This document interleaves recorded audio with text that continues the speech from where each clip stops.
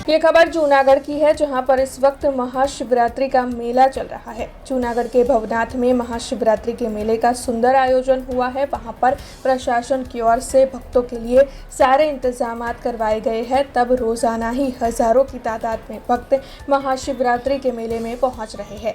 भक्तों को किसी भी तरीके की कोई दिक्कत ना हो, उसका खास ख्याल प्रशासन की ओर से रखा जा रहा है। जगह जगह पर अन्न क्षेत्र भी शुरू करवाए गए हैं, तो वहीं पुलिस और सीसीटीवी कैमरे भी कोई अघटित घटना ना घटे, इसीलिए कड़े बंदोबस्त के तहत सभी का ध्यान रख रहे हैं।